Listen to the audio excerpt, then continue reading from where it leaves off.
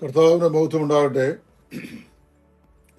പുതിയ നിയമ ഉപദേശ സത്യങ്ങൾ എന്ന ശീർഷകത്തിൽ നാം പഠിച്ചുകൊണ്ടിരിക്കുന്ന അപ്പോക്രിഫ ഗ്രന്ഥങ്ങളെക്കുറിച്ചുള്ള പഠന പരമ്പരയുടെ മറ്റൊരു എപ്പിസോഡിലേക്കാണ് ഇന്ന് കടന്നു വരുവാൻ ആഗ്രഹിക്കുന്നത്. ഇന്ന് ഞാൻ പറയാൻ ആഗ്രഹിക്കുന്നത് അപ്പോക്രിഫൽ ഗ്രന്ഥങ്ങളെ സംബന്ധിച്ചുള്ള മഹാന്മാരായ ആളുകളുടെ വീക്ഷണം എന്നുള്ളതാണ്.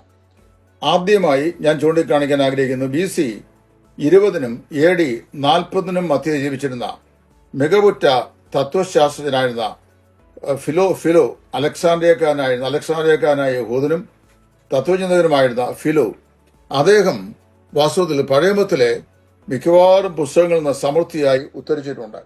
അദ്ദേഹത്തിന്റെ ഒരു ഉദ്ധരണിയിലും ഈ പറയപ്പെട്ട അപ്പോക്രിഫൽ പുസ്തകങ്ങളിൽ നിന്ന് യാതൊരുവിധ ഉദ്ധരണിയും നമുക്ക് കാണുവാൻ സാധിക്കുന്നില്ല. അതായത് അലക്സാണ്ട്രിയൻ യഹൂദ തത്വജ്ഞാനിയായിരുന്ന ഫിലോ എന്ന് പറയുന്ന വ്യക്തി വളരെ സമർത്ഥമായി പഴയ നിയമ തിരുവെഴുത്തുകളെ നിന്ന് ഉദ്ധരിച്ചിട്ടുണ്ടെങ്കിലും അപ്പോക്രിഫൽ ഗ്രന്ഥങ്ങളിൽ നിന്ന് യാതൊരു ഉദ്ധരണിയും അദ്ദേഹം സ്വീകരിച്ചതായി നമുക്ക് കാണുവാൻ കഴിയുന്നില്ല.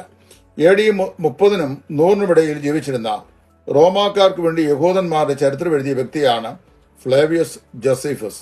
അദ്ദേഹം വളരെ വ്യക്തതയോടുകൂടെ അപ്പോക്രിഫ ഗ്രന്ഥങ്ങളെ വിശുദ്ധ ദൈവനിശ്വസ്തമായ തിരുവെഴുത്തുകളുടെ കൂട്ടത്തിൽ നിന്ന് ഒഴിവാക്കിയിട്ട് പഴയ നിയമ പുസ്തകങ്ങളുടെ എണ്ണത്തെ 22 ഒതുക്കിയിരിക്കുന്നത് അപ്പോക്രിഫൽ ബുക്സ് ദൈവവിശ്വാസ്യമായി അംഗീകരിക്കപ്പെട്ടിരുന്നില്ല എന്നുള്ളതിന്റെ മഹാന്മാരുടെ ചിന്തയിലെ അതിപ്രധാനമായ മറ്റൊരു തെളിവാണ്. മൂന്നാമത് വായിക്കുമ്പോൾ യേശുക്രിസ്തു പുതിയ നിയമത്തിൽ ഈ ധാരാളം ഉദ്ധരണികൾ പഴയ നിയമത്തിൽ വിശേഷാൽ മോശയുടെ പഞ്ചഗ്രന്ഥങ്ങളിൽ നിന്നും സങ്കീർത്തന പുസ്തകത്തിൽ നിന്നും പ്രവാചക പുസ്തകത്തിൽ നിന്നും ഒക്കെയായി അദ്ദേഹം ഉദ്ധരിച്ചിട്ടുണ്ട്. എന്നാൽ അപ്പോക്രിഫ ഗ്രന്ഥങ്ങളിൽ നിന്ന് ഒരു ചെറിയ ഉദ്ധരണി പോലും കർത്താവ് യേശു തന്റെ 3.5 വർഷക്കാലത്തെ പരസ്യ ശുശ്രൂഷ കാലഘട്ടങ്ങളിൽ ഉപയോഗിച്ചിട്ടില്ല എന്നുള്ളത് അപ്പോക്രിഫ ഗ്രന്ഥങ്ങളുടെ അവാസ്തവികതയെ വളരെ വ്യക്തമായി ഒന്നുകൂടെ അരക്കിട്ട് ഉറപ്പിക്കുന്നു. അതുപോലെ യഹൂദ ചിന്തകനും അതുപോലെ വേദപണ്ഡിതനുമായിരുന്ന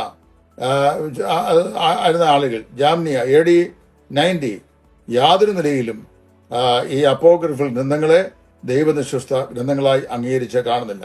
അതുപോലെ ഒരു ക്രൈസ്തവ സഭയുടെ യാതൊരു കൗൺസിലുകളും പല പ്രാവശ്യം സഭാചരിത്രത്തിൽ ക്രിസ്ത്യൻ കൗൺസിലുകൾ കൂടിയിട്ടുണ്ട്.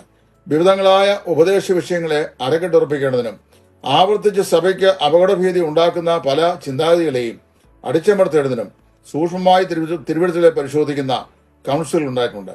ഈ കൗൺസിൽ ഒരു കൗൺസിൽ പോലും 4 നൂറ്റാണ്ടുകൾ 1, 2, 3, 4 നൂറ്റാണ്ടുകളിൽ അപ്പോക്രിഫ പുസ്തകങ്ങളെ ദൈവനിശ്വസ്തമായ ഗ്രന്ഥങ്ങളുടെ ഭാഗങ്ങളായി കണ്ടിട്ടില്ല എന്നുള്ളത് വളരെ ചിന്തനീയമായ ഒരു വിഷയമായിട്ടിരിക്കുന്നു.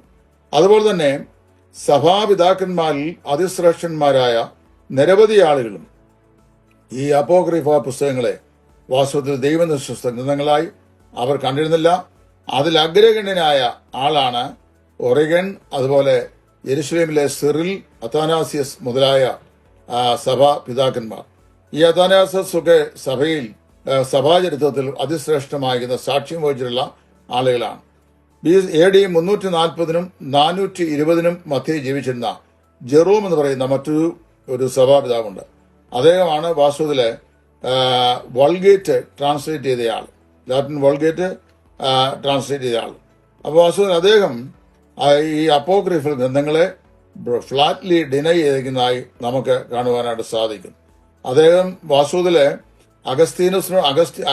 അഗസ്തീനസിനോട് സംസാരിക്കുമ്പോഴും ഈ വിഷയത്തെക്കുറിച്ച് വാദിക്കുമ്പോഴും അപ്പോക്രിഫൽ ഗ്രന്ഥങ്ങൾ ദൈവനിശ്വാസി ഗ്രന്ഥങ്ങളല്ല എന്ന് അതിശക്തമായി അദ്ദേഹം വാദിച്ചിരുന്നതായി നമുക്ക് ചരിത്ര രേഖകൾ ഉണ്ട്.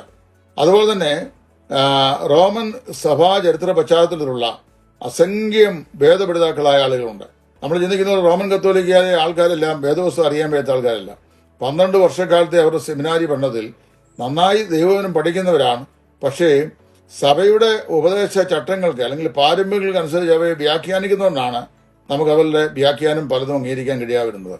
എന്നാൽ അദ്ദേഹം അങ്ങനെയുള്ള റോമൻ സ്കോളേഴ്സിൽ പ്രത്യേകിച്ച് ഈ നവീകരണ കാലഘട്ടത്തിൽ ഉണ്ടായിട്ടുള്ള ആ കാലഘട്ടത്തിലെ ആളുകൾ ആരും തന്നെ ഇൻക്ലൂഡിങ് ഈ മാർട്ടിൻ ലൂതർ ഒരിക്കലും അപ്പോക്രിഫൽ പുസ്തകങ്ങളെ ദൈവനിശ്വസ്ത ഗ്രന്ഥങ്ങളായി അംഗീകരിച്ചതില്ല.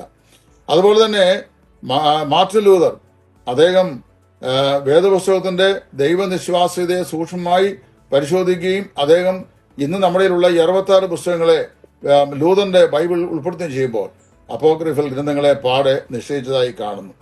ഇനി മറ്റൊരു സത്യം കൂടെ പറയാം. AD 1534 വരെ റോമൻ കത്തോലിക്ക സഭ യാതൊരു നിലയിലും അപ്പോക്രിഫ ഗ്രന്ഥങ്ങളെ ദൈവവിശ്വാസിയ ഗ്രന്ഥങ്ങളായി സ്വീകരിച്ചിരുന്നില്ല.